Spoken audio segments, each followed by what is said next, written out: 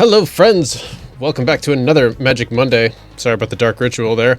Today we're looking at an unlikely alliance with the Swarmweaver, a 4 mana cost scarecrow. It's 2/3. When it enters the battlefield, create 2 1/1 black and green insect creature tokens with flying. They're kind of hideous. It also has Delirium. As long as there are 4 or more card types among cards in your graveyard, insects and spiders you control get +1/1 and have Death Touch.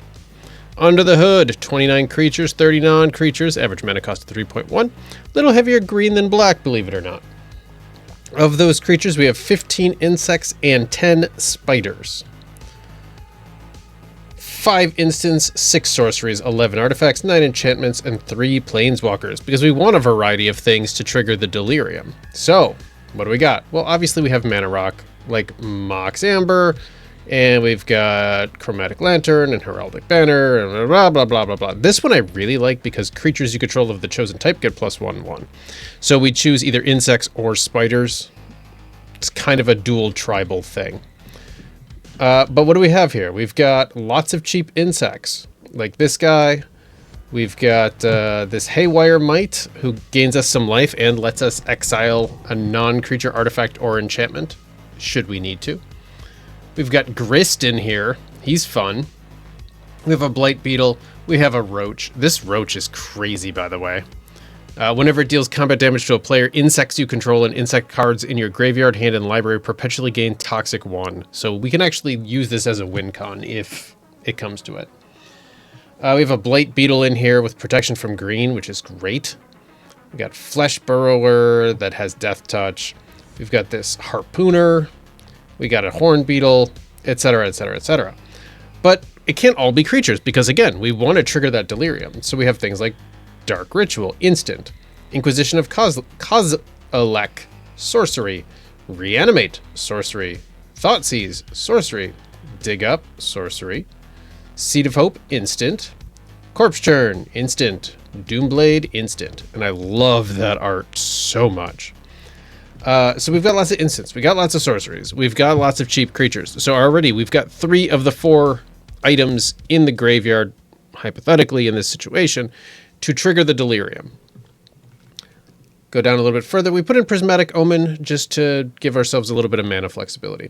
Twitching Doll, I love this card because it adds mana of any color, and then you put a nest counter on it, and then you sacrifice it, and you make a 2/2 green spider creature token with reach for every counter on it. Amazing. And it's an artifact creature, so if this is in the graveyard, it counts as 2 of the 4 card types for Delirium. Vine Soul Spider lets us get a land into our graveyard. Brood Spinner has reach and surveil too, so if we need to, we could dump something in the graveyard to trigger that Delirium. And we could also make insect creature tokens equal to the number of card types among cards in your graveyard, should it come to it.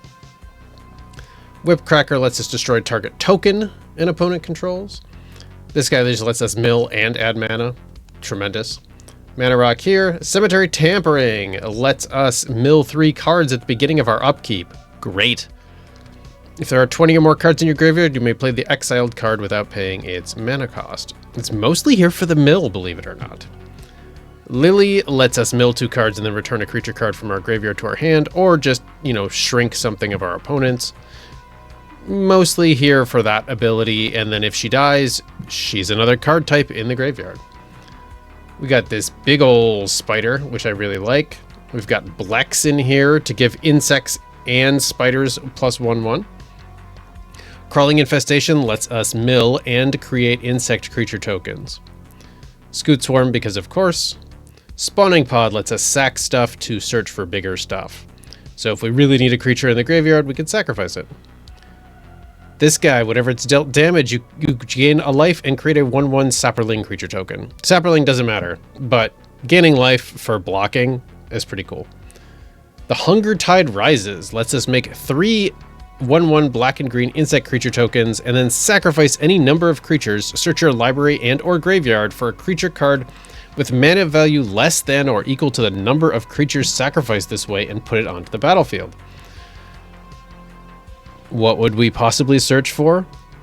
Let's scroll down to the bottom. We've got not so much this, much more this. Shelob, child of Ungoliant. Ungoliant, whatever. It's a spider. It's a death touch. It has ward 2. Other spiders also have death touch and ward 2. And it's an 8/8. And whenever another creature dealt damage this turn by a spider you control dies, create a token that's a copy of it, except it's also a food artifact. And it loses all other card types. So we can eat our opponent's creatures. Great. Izani lets us make insect creature tokens. Springleaf Avenger, it's just a big insect ninja, honestly. 5 mana for a 6/5, that's pretty cool. Or the ninjutsu power, also cool. I also really like this Graph Widow. It's only 5, so we could sacrifice 5 1/1 insects to pull this guy out. And if we have Delirium already, then we create 3 1/2 spider creature tokens with reach, and then for 7 mana, target opponent loses 1 life for each spider you control. I like that. Doubling Seasons here, because of course it is. Season of Loss lets us control the board a little bit and potentially draw some cards. Lolth the Spider Queen needs to be in this deck, obviously. And our other Planeswalker is Lily, Death's Majesty. So mostly for that +1, create a 2/2 black creature zombie token, mill 2 cards. Mostly for the +1, mill 2 cards. But we could also return creatures from our graveyard to the battlefield. This is a tremendous card. For 4 mana, you get a 2/4 with reach. Okay, whatever. That's a classic giant spider from Alpha. But for 5 mana and exiling a creature card from your graveyard, you create a 1/2 green spider creature token with reach. Then each opponent loses 1 life for each spider you control. So we can do this over and over and over again, and it's awesome. Scape Shift lets us get a sorcery and a land into our graveyard. That's pretty much the whole point. The Slicer here lets us steal stuff from our opponent's graveyard. This one will make creatures for us whenever an opponent casts an instant or sorcery. Grave Pact, because of course I want to control the board. Chitinous Crawler is in here, and now we're back to the Mana Rocks. The only things we skipped were Journey to Eternity, because there's a lot of things that can die. It's really easy to get this transformed into its legendary land type. Obelisk Spider gets -1/1 counters on creatures that it damages, and then each opponent loses a life and you gain a life. And finally, Old Rutstein. 3 mana for a 1/4 human peasant. And at the beginning of every turn, we mill a card. If it's a land card, we create a treasure token. If it's a creature card, we make an insect creature token. And if it's a non-creature, we make a blood token. Only that last one is kind of useless. But even then, blood token, let's, oh, I just took him out. I didn't mean to take him out, friends. I was going to show you the blood token.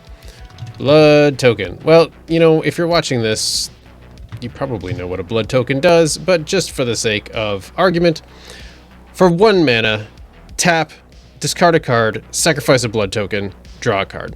So if we really need to get a instant into the graveyard, but we don't have any need to play an instant, we can just discard a card and draw something else with the blood token. So Old Rutstein is actually pretty handy. And that's the deck, guys. It's, come on. Get back in there. Crazy bugger. We just have some lands, including Castle Locthwain. Oh, and Funeral Room, because whenever a creature you control dies, each opponent loses a life and you gain a life, and I like that. So that's the deck. It's pretty fun to play. Swarmweaver is a horrific artwork, and I kind of love it. And it feels appropriate for Halloween. I wanted to get this out before Halloween, and it just didn't work out. But anyway, before we get to some games, let me just say, if you enjoy this video and you're not subscribed to the channel, please consider doing so. As always, be kind to yourselves, be kind to each other. Let's get to some games.